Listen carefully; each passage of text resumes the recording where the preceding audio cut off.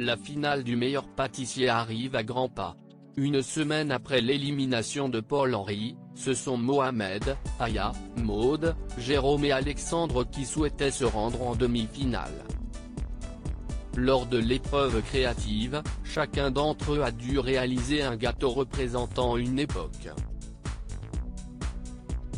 Ainsi, Maude a hérité du Moyen Âge, Jérôme des années hippies, Alexandre de l'époque gallo-romaine, Aya de la Révolution française et Mohamed de l'Antiquité. Très apprécié par le jury, c'est finalement Jérôme qui a été éliminé de la compétition. Avec émotion, Mercotte a confié au candidat, « C'était un beau parcours vraiment. T'as gagné surtout 4 fois en épreuve technique et ça, je ne peux pas l'oublier, tu comprends ». Face caméra, Jérôme a expliqué, « Aujourd'hui, c'est une page qui se tourne. Je quitte le concours.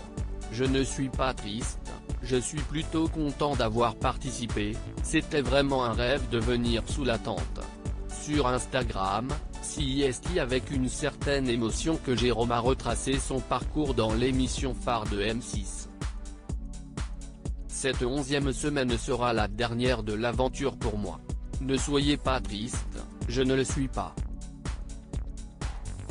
Au contraire, je suis heureux du chemin parcouru et d'être arrivé jusqu'à une quart de finale.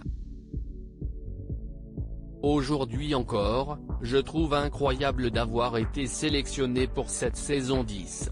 Un rêve s'est réalisé. Pâtisser dehors fut alors une grosse surprise, mais celle de finir dans le top 5 des premiers sélectionnés aussi. La boucle est bouclée, je suis dans le top 5, a-t-il écrit. Jérôme a été éliminé aux portes de la demi-finale fier des pâtisseries qu'il a réalisées, le candidat a expliqué, « Au fil des épreuves, j'ai varié les techniques et les visuels afin de ne pas rester dans ma zone de confort. Parfois, cela a fonctionné, parfois non.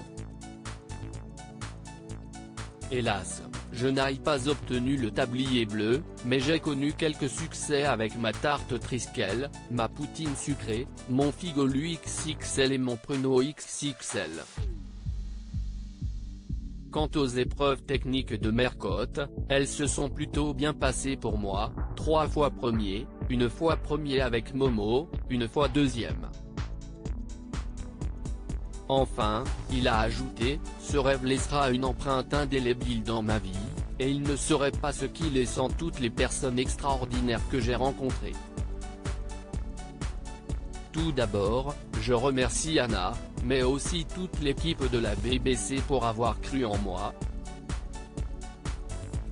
À tous les autres pâtissiers pour cette tranche de vie que nous avons passée ensemble, vous êtes au top et sachez que vous êtes aussi source d'inspiration pour moi.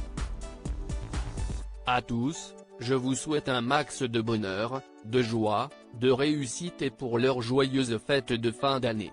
Loading DJ.